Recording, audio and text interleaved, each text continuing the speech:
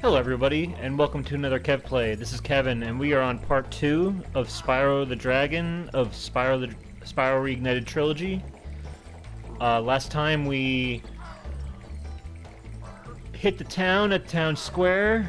We went to Stone Hill, completed those, and then we did the flight level.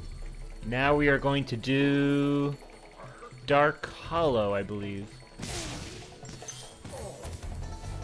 So let's get right to it. Oh yeah, before I really get into everything today, I just want to make a correction. Last time I said that Carlos Baeza did the voice of the original Spyro the Dragon, aka Rocco from Rocco's Modern Life. That's not true.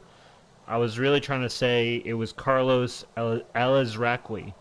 I don't know if I'm pronouncing that last name right, but that's who Carlos Alazraqui is the voice of the original Spyro and Rocco.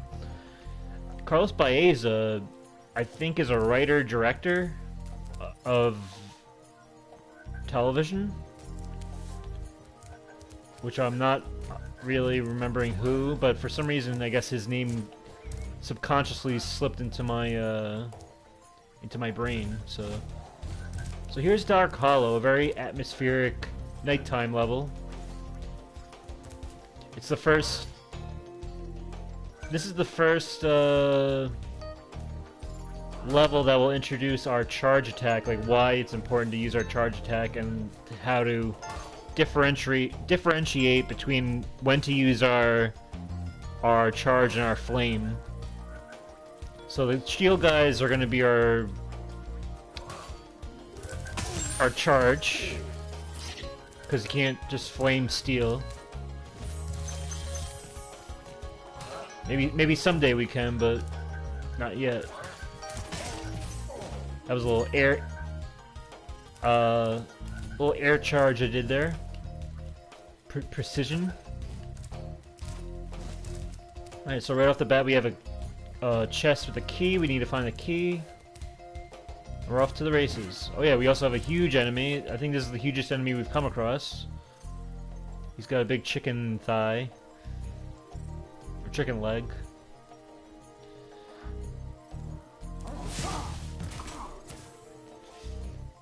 We just got a flame. It's almost like the game is trying to teach you a little chemistry. Like, you know, the big people you gotta set fire to.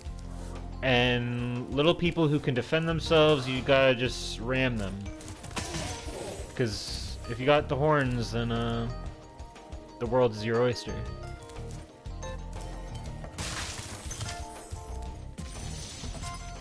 We rescued Albin. Oh, it's you. I wasn't sure if you'd escaped those annoying little creatures. Of course they wouldn't bother me, but here's a hint. Their metal armor is fireproof, but a charge attack will take care of them. Thank you, Albin, for teaching me the ways of a dragon. Where would I be across 3 games without Albin?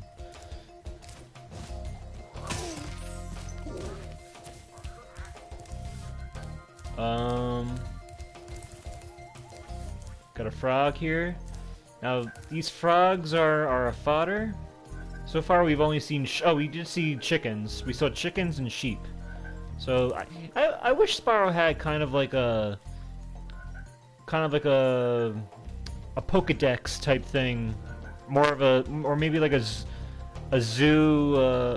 zoology, like, index of all these little creatures that we come across. Even if it's, you know, there can be like the enemies category and like the fodder. So far we found a frog, a sheep, or a frog, a lamb, and a chicken. And I've killed each and every one of them. Okay. Let's get back to it. I say before we take on these warriors here, we'll take these steps down yonder. Ooh, that's scary.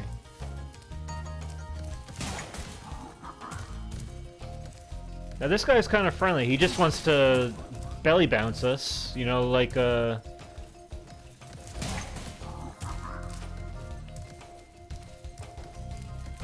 old granddad used to do.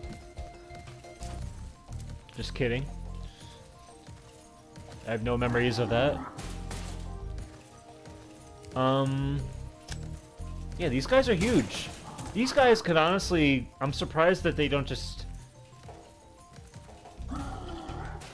Like, are they like the dumber version of Nasty Nork, or are they all dumb? Is that what the lesson of this tale is? Because this guy is... He's got all the equipment he needs. He doesn't really need to turn his back on me. You know, it's not like he has to watch for people behind him. I guess he is pretty dumb. But if he was smart, he'd destroy me. Because I can't charge through big armor. Give him the little hot foot. Now we're going to go in the library. Oh, we have another security guard.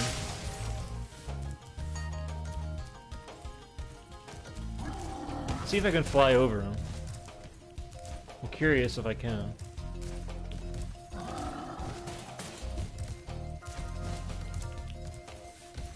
Oh.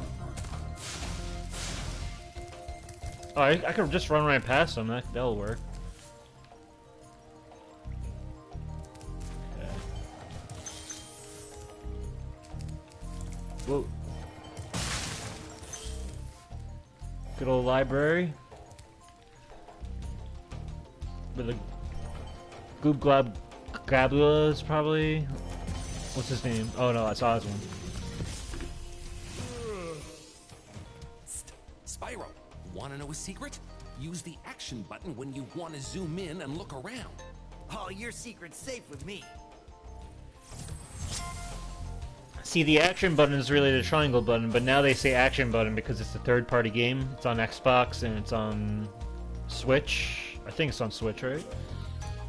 Here's our key.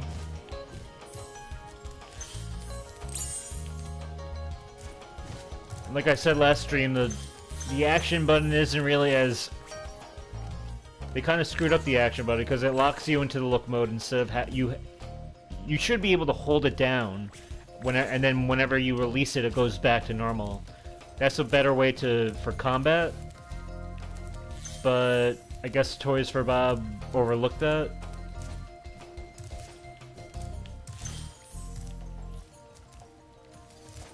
Alright, so we do have to take this guy out because we need his gem. He has a gem up his ass. Blue.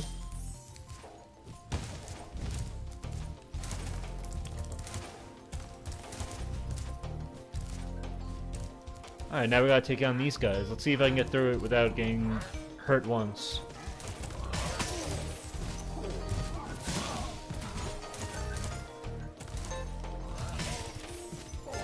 See, that's a good way. It's good to at least be able to snap into action with my charge attack in any direction I am, but it's not good if I'm against someone who can't be defeated with a charge attack. So that's where the triangle look mode kind of gets in the way. But I guess I could always just press circle, but I don't know. I always like that all my face buttons are available to me at a ready's is it a ready's notice? Doesn't sound right. Alright. Let's just set the mood here before we continue. Surprised these books don't like shake or anything if you charge them. Like, make it more interactive. But I guess as long as they got the geometry and the feel of this game down, that's all I really care about. Because the triangle thing really is a nitpick. It's not the end of the world, but it would have just been nice if they fixed that. Here we have a life.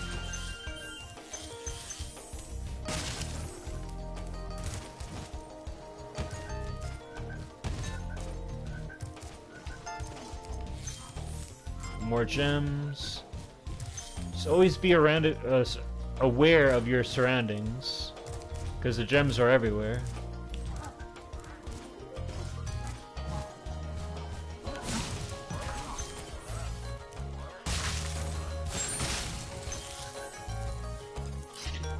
That.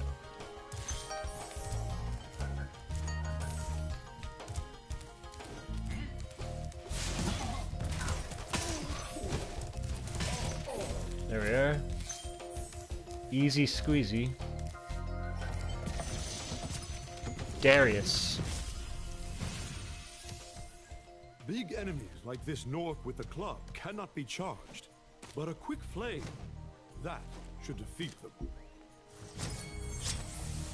And Darius showed us the way of the flame. Gotta hand it to him. Hopefully this is everything. It's not. We're missing a gem. Oh, we gotta get to our key. That's the key to everything, is remembering things. Hehe.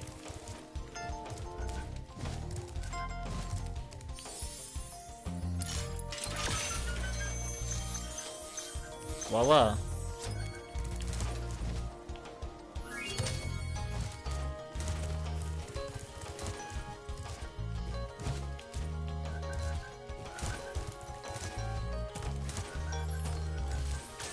And we're off.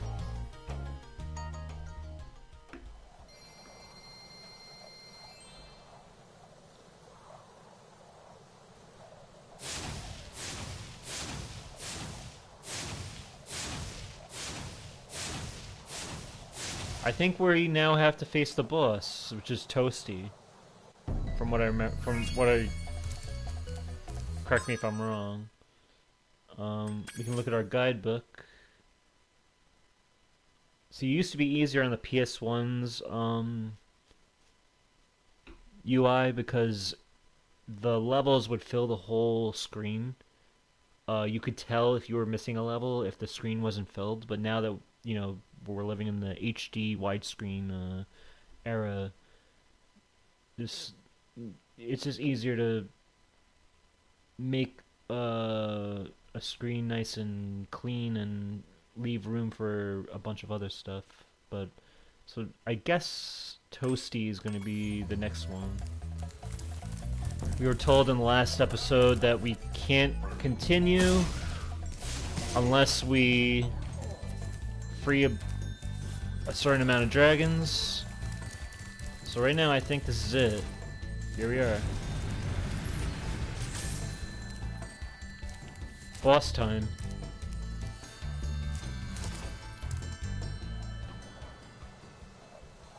This level used to scare me as a kid.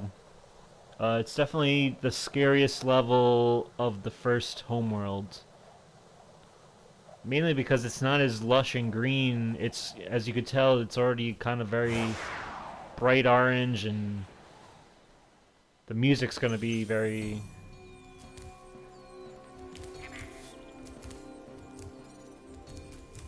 You could tell the music's very dreadful, like you could tell something bad's about to happen.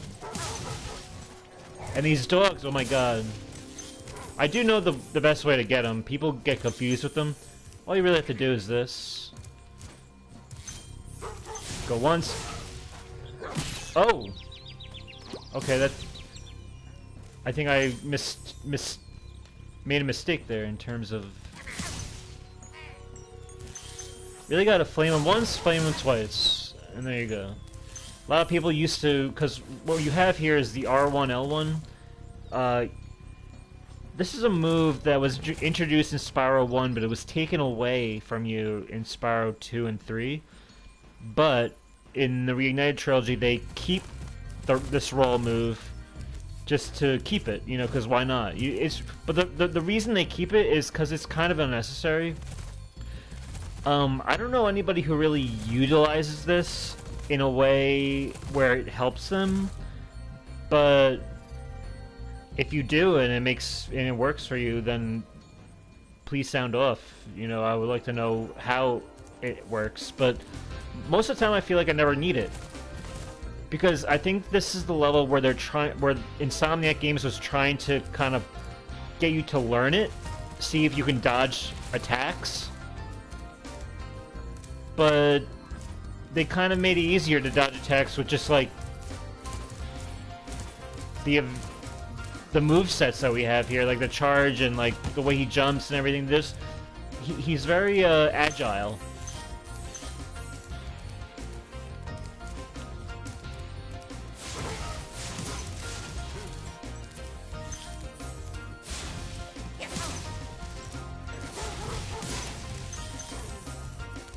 Alright, I think we're good.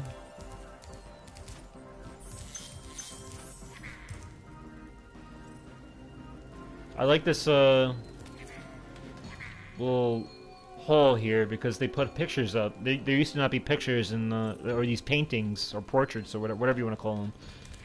It used to just kind of be a blank texture.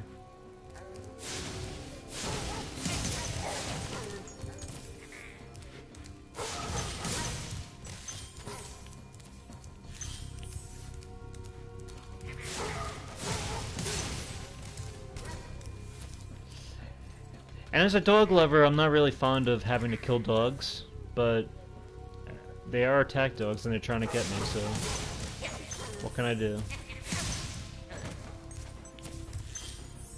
I like the animations of the old guys. Alright, so let's get a history lesson here. This looks like the Artisan Homeworld, which we're familiar with. This looks like a future homeworld we're going to go to. A very fond level, or fond area that I am fond of. A very fond level that I am fond of. I should have just used fond once in that sentence. But yeah, that's really great. Oh my god, when I look at that painting, I can hear the atmospheric music that's set to it. It's so good. Let's see what else we got. This looks like another future level we'll be going to. One of the first levels of a new adventure. Heh. Hint hint. Well, this is also the Artisan. What we got here? It's a dock. Is this where the blueness was? I think so. But it also looks kind of big on the front of it. Like it might be someplace else, but I'm guessing that's the Artisan's Homeworld where the blueness is. Unless it's like another homeworld. Maybe it's like the Magic Crafters? Nah, it can't be, right? No. Let's see what else we got. This looks like Treetops, which is a level very infamous, very well designed level. Hey Peppa Pig, I'm just doing a little sightseeing, getting my art history here. This looks like, I can't tell. That looks like one of the dragons. Maybe one of the Artisan dragons. Another dragon. Yeah, I don't know. I wouldn't know their names, but I feel like this definitely looks like a Magic Crafters type dragon or a Dreamweavers type of dragon. Future homeworlds. Hold on, my internet sucks. Alright. What else we got? What the hell is that? I'm trying to make head. What is that? It's very abstract. It's not a dragon, right? It looks like, I don't know what that is. I'm scared. It's like a big orange ball in what looks like it's like an organism, but it's not. It's like a structure. This might be the best painting here yet. It's making me think. I don't even want to know the answer. What do we got here? Looks like, I think we're about to meet this dragon in this very level. I think he's an artisan. It's gonna tell us what's about to happen here. Alright. Before we continue, let's go this way, because this looks nice and promising. A little gem path for us. There we go. Let me try to use my roll attack. Let's see if it works. It's L1, right? Yeah.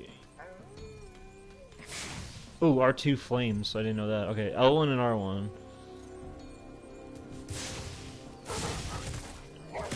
Okay, it does work. But I just, it's just like not my style, you know? That's gotta hurt. Into the water, into the lava, or whatever it is. Looks like lava.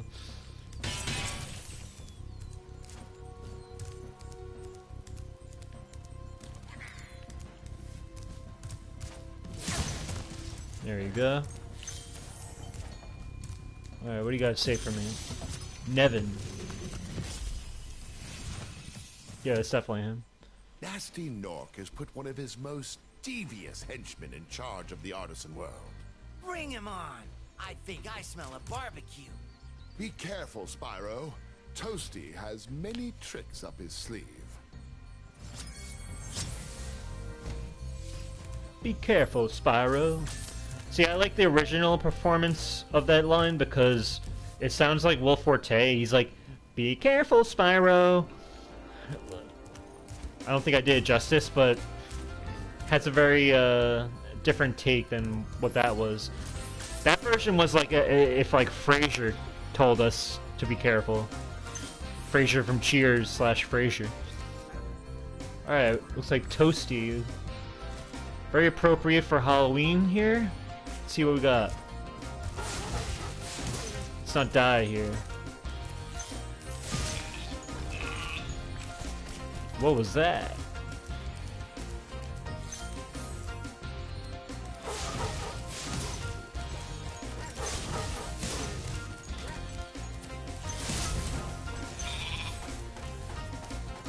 Sheep on stilts. It's almost... see, what I like about this boss fight... And Spyro 1 is not known for its boss fights, really. I think Spyro 2 and 3 are way better known for their boss fights. But I like that this game... This first boss...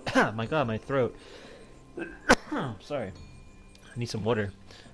I like that this boss fight is, like, kind of aware of itself, of how simple it is.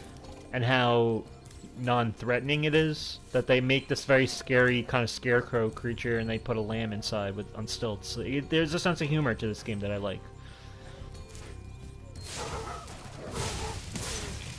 Oh, he's body slam. I think there's a skill point for getting through these boss fights without being harmed though, and I already failed that, but oh well. Look, he's winding up. Should I charge him or should I flame him? Let's try charging him. Let's see if that works. Nope. Just... Alright. So now Sparks has gone our Dragonfly, so he can't pick up my... I have to pick up the gems by myself. Which is kind of like a punishment I always liked. I like that he serves as kind of an Aku Aku mask, but when you actually lose him for good, like, you actually have to do more work. Alright, so we get everything here. I think we're ready to take on the balloonist. Just gotta kill some sheep.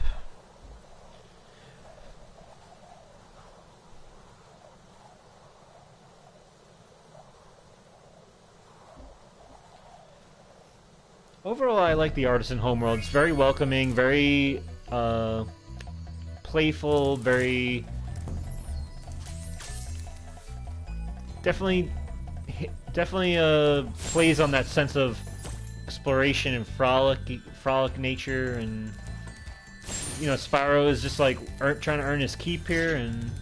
Oh, by the way, I just ate a butterfly that's a life. That's something that was introduced in Spyro 2.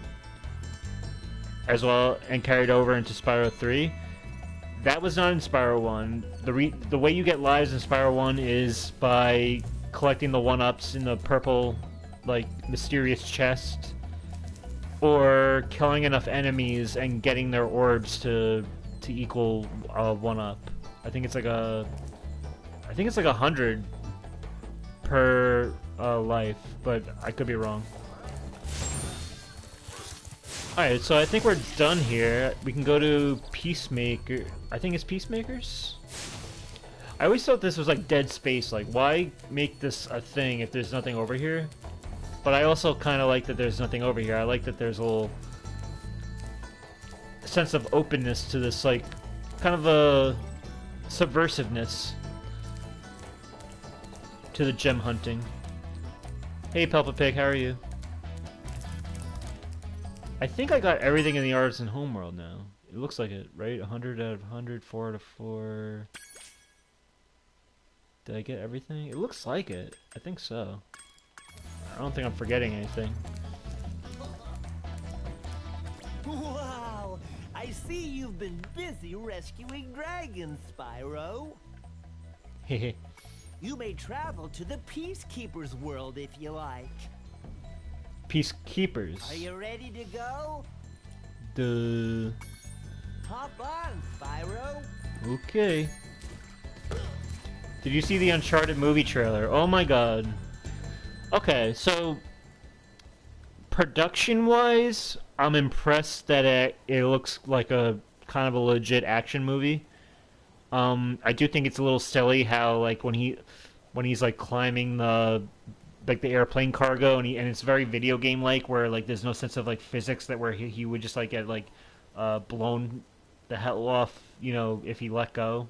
They make it as if he can jump from cargo container to cargo container, which is a little suspension of disbelief.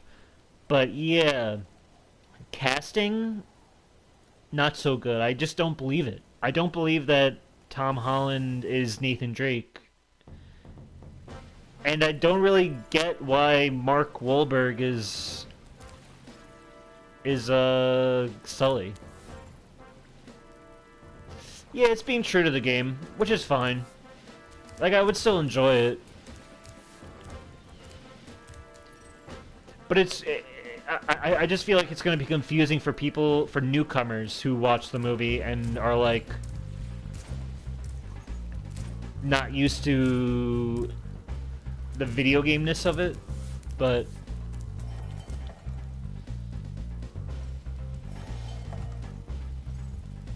yeah, and Tom Holland's a great actor. It's just I don't know. I mean, from the trailer, I'm just not really believing it that he can play Nathan Drake. He pull. I mean, he's very young. Like, he doesn't really have that kind of like rugged.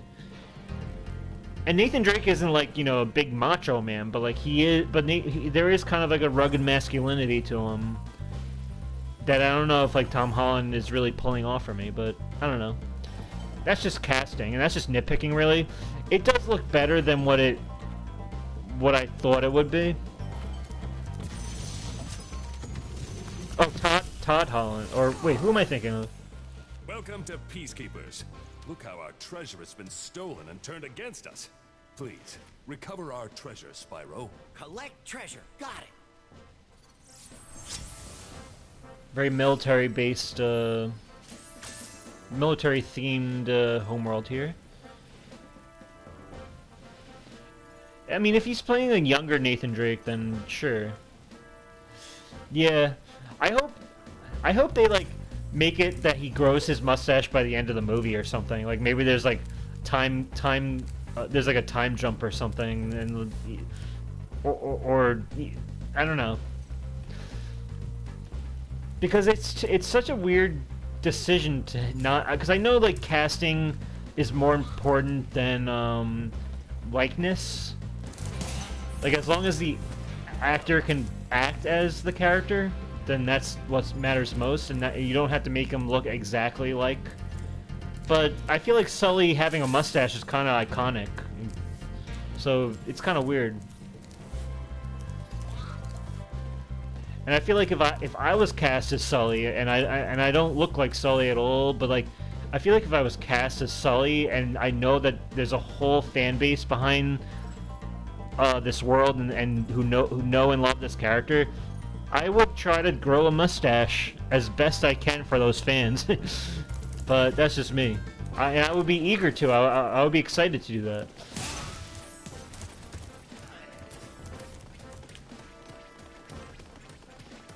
Maybe I can let these guys kill this guy. I'm under fire here.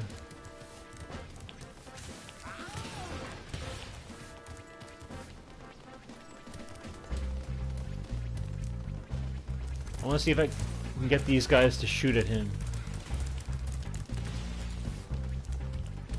I guess not. I guess I'll take matters into my own hands.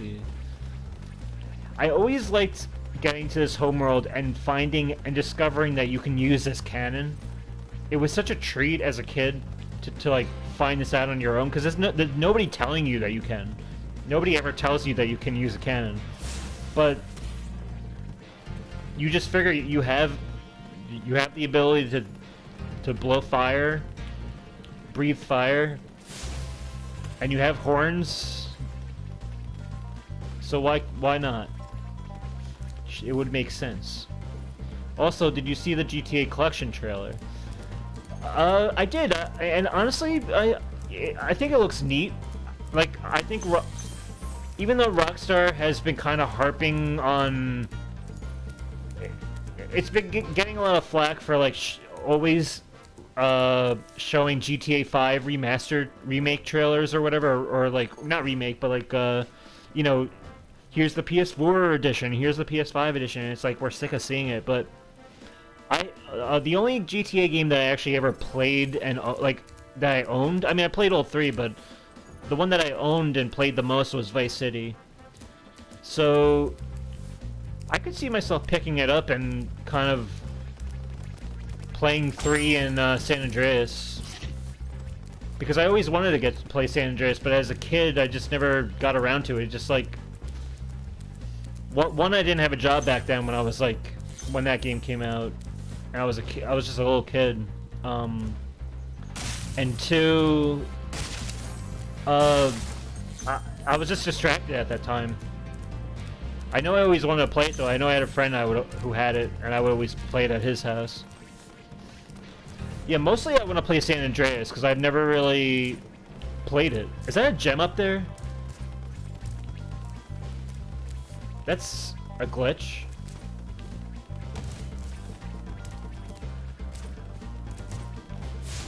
How am I supposed to get this gem? I might have to come back.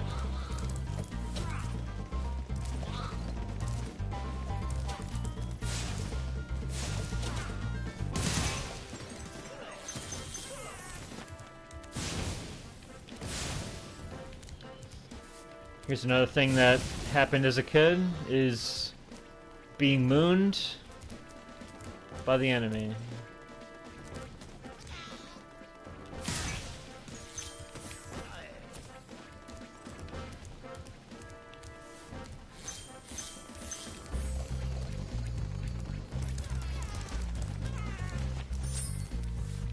Skill point. I don't even know what I did. I probably like made them hide in their tents or something.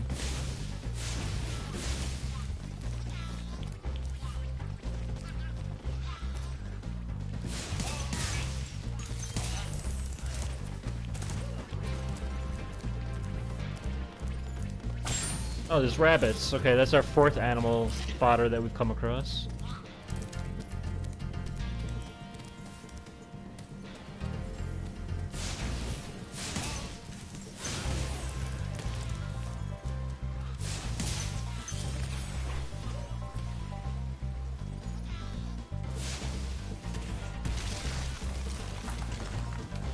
Always gotta look at your surroundings here, because there's always targets and stuff.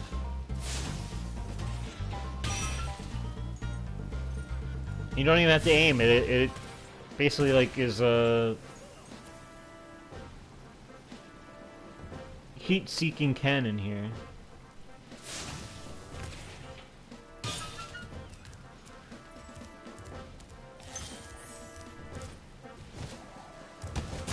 Oh god.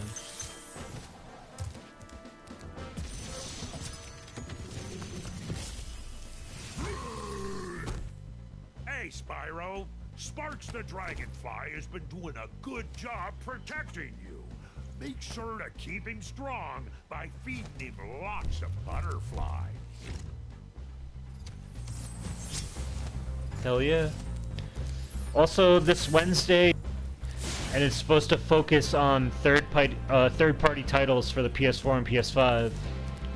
So, I'm wondering what that could be. They have shown Crash Bandicoot-related stuff at State of Plays before. Like, they used to reveal, like, I think they revealed, like, some Crash Team Racing, like, skins at a State of Play once. But yeah, that's gonna be Wednesday.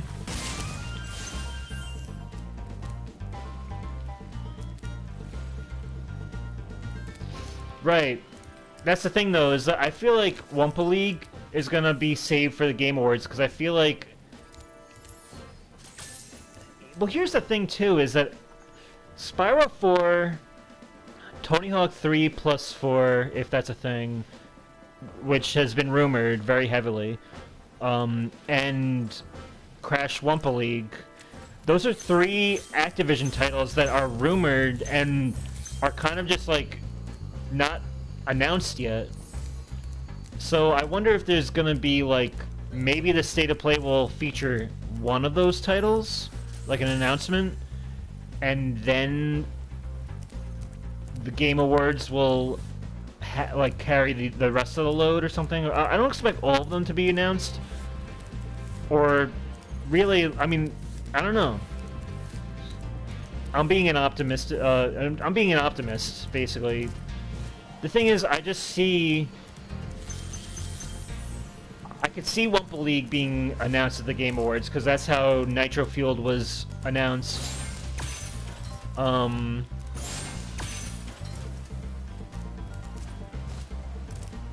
I think Crash 4 was announced at Summer Game Fest. So that's 2 Jeff Keighley...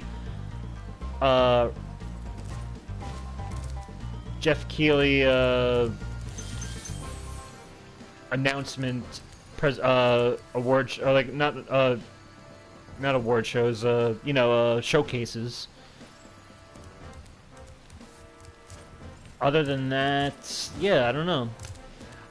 It's supposed to be like 20 minutes or so, they say, in the press release for the State of Play. So, I mean, I hope they show something about Wumpa League or something like that.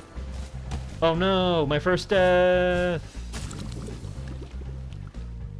My first death was plummeting into purple goo. It's okay, I have a bunch of lives.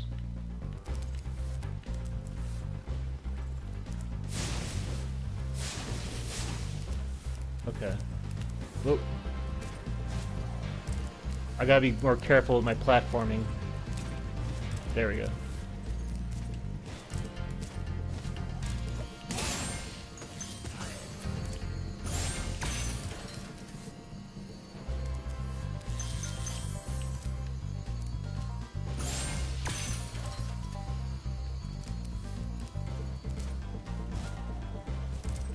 Also, God of War is going to PC, which is something, you know, all these Sony first-party games going to PC, I have no problem with it, because they've already got all they'll get out of the sales for the PlayStation.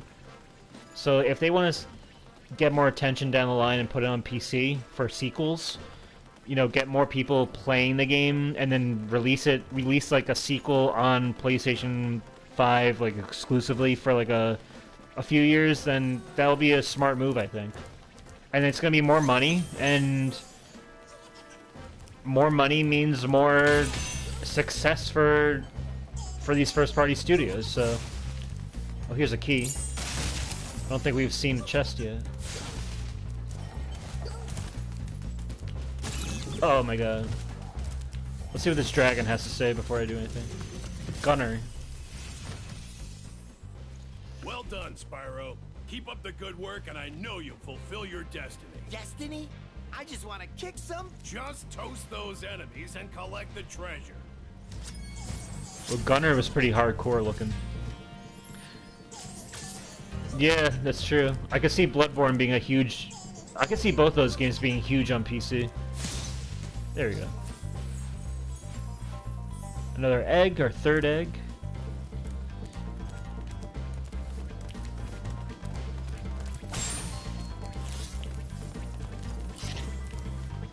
Oh, we got gems here.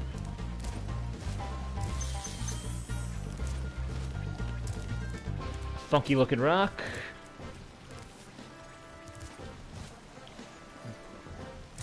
Whoa! That's not fair. Alright.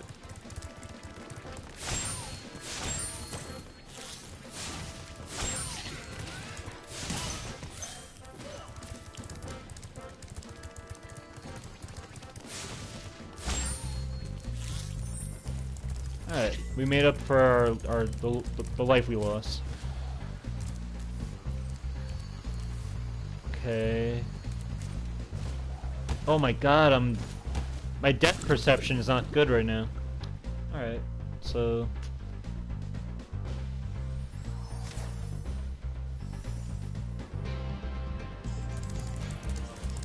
Where am I going? Oh, here we are.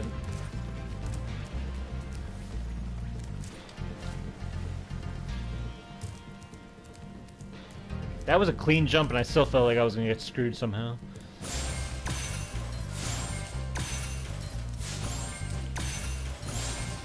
Alright, this should be the last of the gems here. There we go. Okay, let's go to our first Peacekeeper's level. Guess we'll go to this one right here. Dry Canyon. Do I want to go to this one? Yeah, let's go.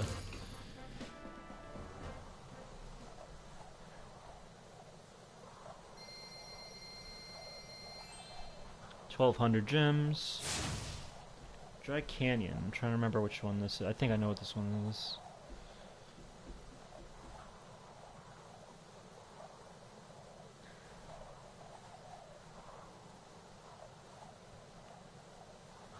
Any day now.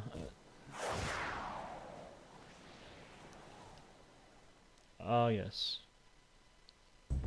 Okay, this one's a little... I know there's a little funkiness to this level. Let's just see if I can... Let's see if I can kill this guy with this. Not.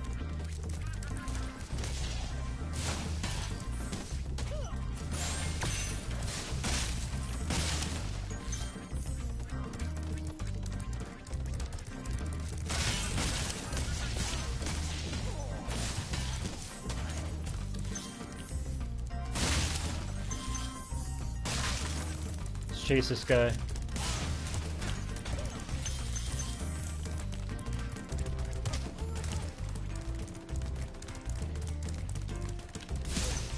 There we go.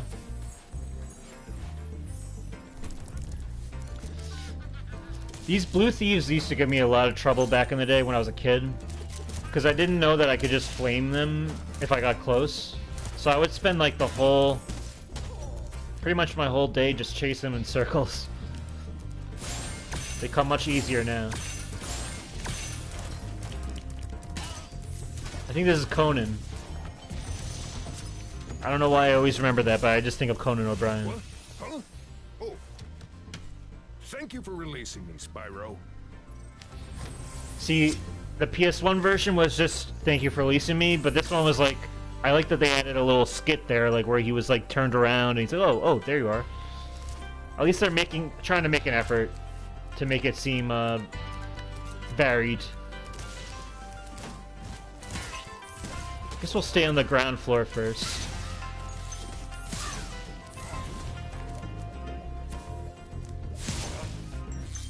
Get that big guy out.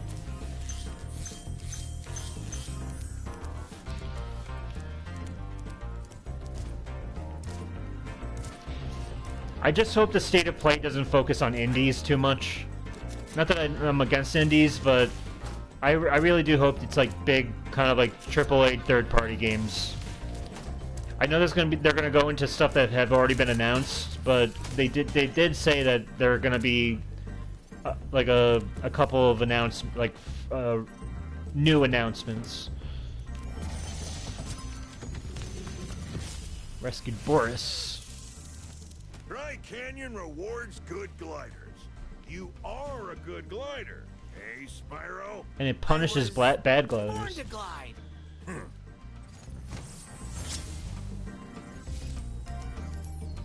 So that's a hint to glide. So we always go to the top thing.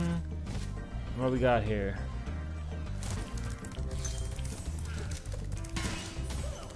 These guys have big musket type guns. Not the last time we'll see an enemy with a gun. And now these gems, I kind of just got them real quick, but the red gems are kind of lined up to make you to kind of be a hint. They were kind of like lined up like this, where it was like 1, 2, 3. It's supposed to make you think like, hey, it's basically the first level that's making you really test your curiosity, which is right here. I think okay, so we have a key here. We get the key first.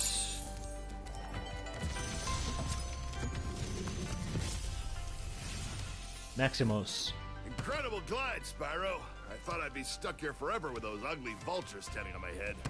Those birds might look tough, but they're pretty tasty. Flame broiled with a pinch of salt.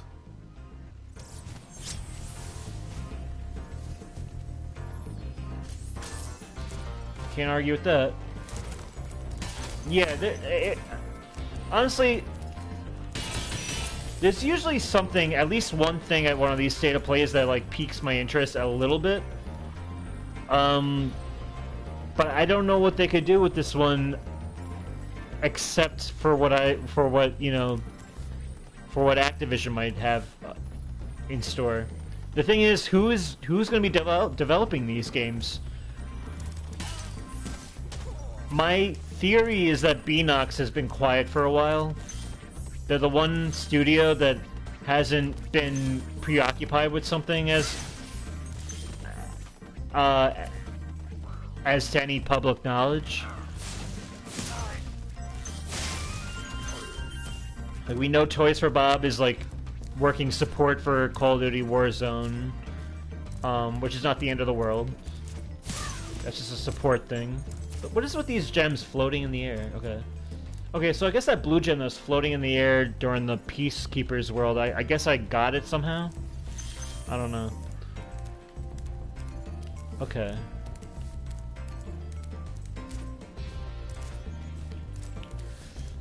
Yeah, I guess yeah, I think Beanox is something that is a developer that has kind of needs to take its turn now. Because the last game they really produced was, or developed was, CTR Nitro Field, and that was in 2019. Oh, I should get over there somehow. You know what, I'm gonna go get that thing. Didn't Toys for Bob just do Crash 4? They just did Crash 4, and they did Spyro, this Spyro Reignited Trilogy, so they already got 2 in the bag. Vicarious Visions already has 2 in the bag, with Crash Insane Trilogy and Tony Hawk. So really, Beanox, I think Beanox is up at bat now. And it kind of makes sense too. Let me think. 2017 was Vicarious Visions. That was Crash Insane. 2018 was Toys for Bob. That's Spyro. 2019 is Beanox. So one right after another. Beanox did 2019 CTR. Then 2020 was Vicarious Visions did Tony Hawk. So you know they already went. So Tony Hawk was the next game to come out.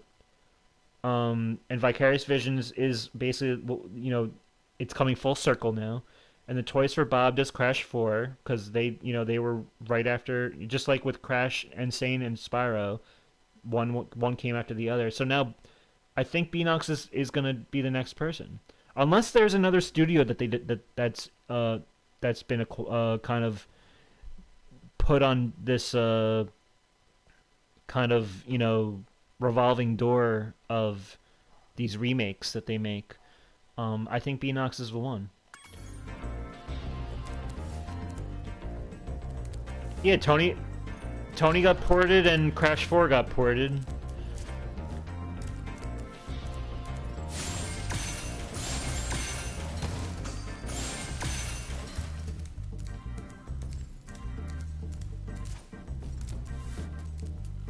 A third, no, like because Activision owns Toys for Bob, Beanox, and Vicarious Vision, so I don't know if there's like a fourth studio that they have like on hand that could do any of these remakes, but I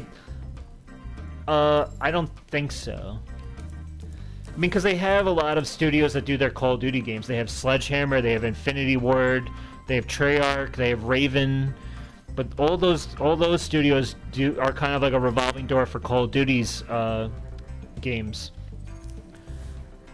As far as I know, there's only 3 for the kind of like the remake train that they have. Even Rockstar jumping on the master remake wagon. Hey, I mean, and I like it. I like that they're making a remaster, that they're not making a remake, because then they would have to redo like. I feel like they would have redone all the voices and it wouldn't have worked. The performances would have been different for the story, and I like that it's just they're keeping all the same stuff. Hopefully, all the same music is still there for the radio when you're driving, because I know licensing music again when you're under contract, like if a contract expires or whatever. I know that's very hard to do. I'm surprised that Tony Hawk 1+2 was able to get as much as they did. But then again, Rockstar is like one of like the richest developers. They, you know, GTA 5 and Red Dead 2 are the 2 greatest selling pieces of media of all time. That's like trumping anything in movies, music, television. Like the GTA 5 and Red Dead 2 are both of the highest selling pieces of media of all time. So Rockstar has lots of money, so hopefully they can license that music again.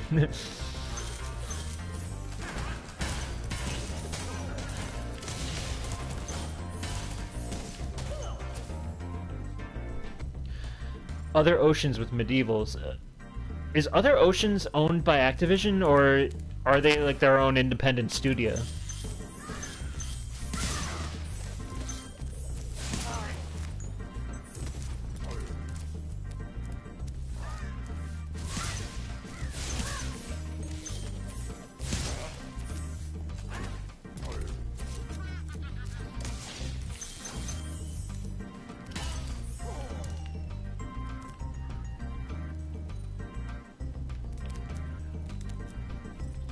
And Black Hearts with Destroy All Humans. Now, I heard that's a good remake too. I never played the original game.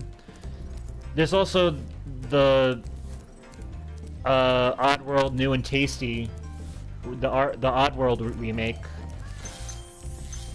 I don't know who did that though, but I heard that was good too. Rescued Ivor. Is that you, Spyro? Are you the young dragon I've been hearing so much about? Ever since you were a wee puff of smoke, we've known, You've known... I forget.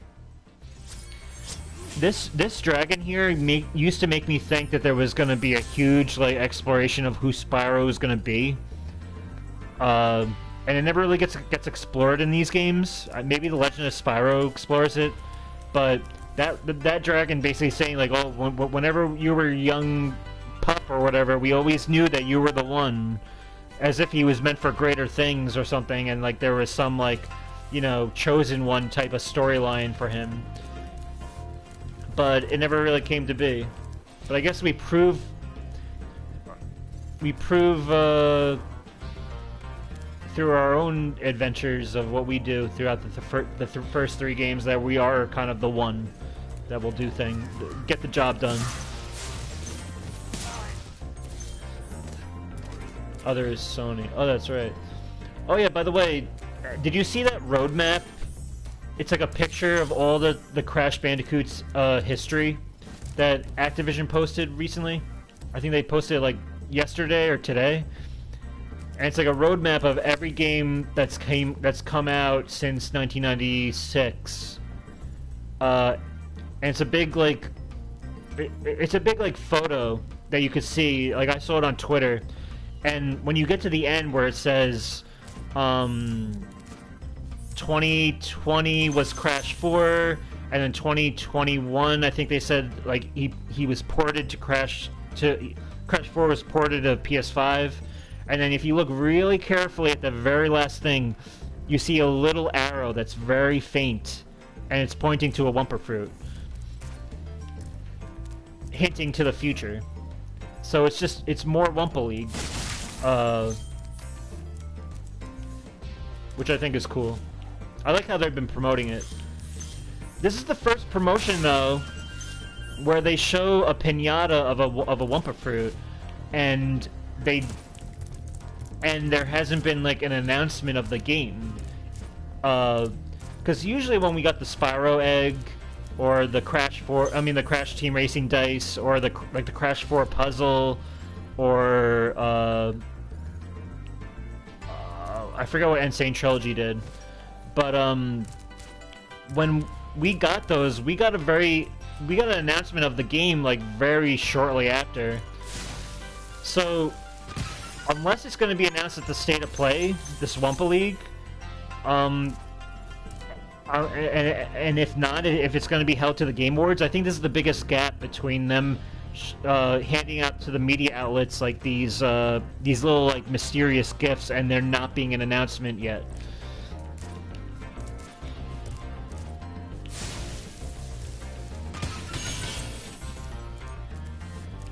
But I can wait. I'm patient, you know. Let's see if I can make this jump. I don't think I'm gonna make it, but let's hope. Okay, that's good. What's funny is Crash used to be owned by Naughty Dog. Yes. I know, it's like they're celebrating a lot of companies being careful because of Cyberpunk. Oh, Grim. Welcome to the stream. Careful in what way? Well, I know Cyberpunk was a big failure, but oh, did you almost get one? Or were you like... Or do you have one in the cards and it's just like not here yet?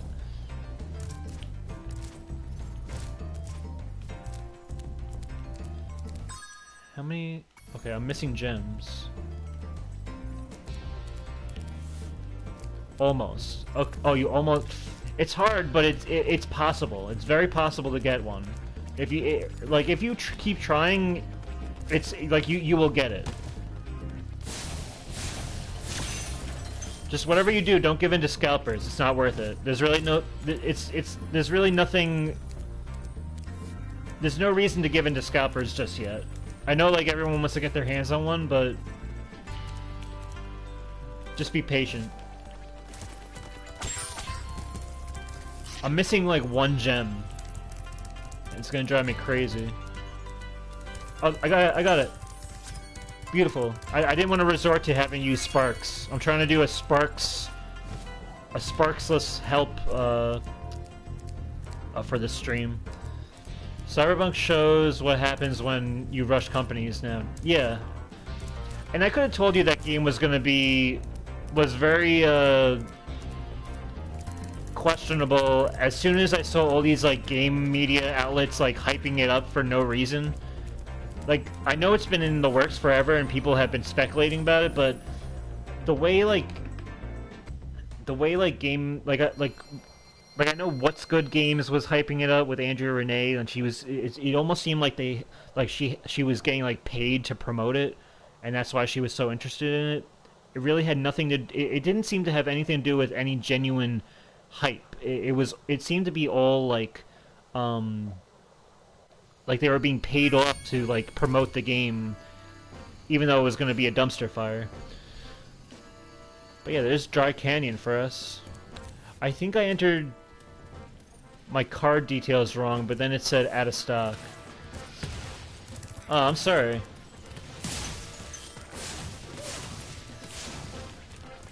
Reeves is what people got crazy for. Oh yeah, I mean, I don't blame him. I love Keanu Reeves, but yeah, it seemed to have a lot of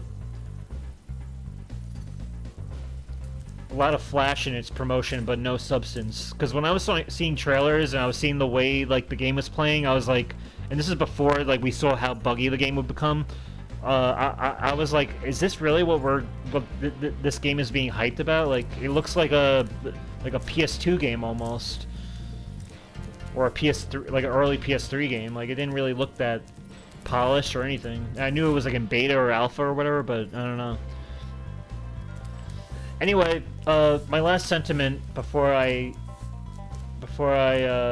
go is if you're looking for a PS5, the way I got mine was through GameStop, because it prevents scalpers, because they have they use bundles, and if you can at least find a bundle that you're willing to get, like I ended up I was forced to get Spider-Man because I never played a Spider-Man game before, and it ended up being like one of the best things I ever did, because I love those games. I ended up with Spider-Man Ultimate Edition and an extra controller, which I was gonna get anyway, and the PS5. And scalpers aren't going for bundles because they're just trying to find the standalone consoles. So GameStop, I had the best luck with. And if I were you, I would try to keep plugging away and see and look out for those stock drops. If you have a Twitter, subscribe to or follow certain accounts that will notify you about stock drops. So that's how I got mine. Simpsons Hit and Run look better than Cyberpunk. Yeah, honestly, if they just remastered Hit and Run and did nothing to it and just gave it an online, that would be so much more fun to me than Cyberpunk would have ever been.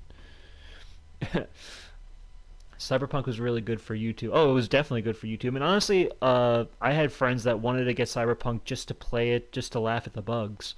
They didn't even want to play it for like any sincere interest in the story or interest in the game. They just wanted to have it just to laugh at it. But personally, I would never pay for that. Maybe I would wait for it to like go on a really find it like in a bargain bin somewhere for like $2 or, but I don't know. Anyway, I will be back again soon, guys. I usually do this for an hour. So Grim and Pelpapig, it's been fun talking to you. Sorry, Grim, that you kind of came towards the tail end of the stream, but I will be streaming again soon. Maybe even tomorrow, honestly. But yeah, I will catch you guys next time. If anyone wants to take it upon themselves to like, comment, and subscribe, that is greatly appreciated. You don't have to, but in the meantime, stay healthy, stay safe, keep a clear head, and keep on gaming, guys. I'll catch you guys next time. Hit and Run was the kids' GTA, and honestly, Hit and Run, in my opinion, holds up better than Vice City in terms of gameplay. And that's my hot take. I love Vice City, and I'm looking forward to maybe playing San Andreas and maybe Liberty's GTA 3. But I think honestly I can always jump into Hit and Run and it still plays well.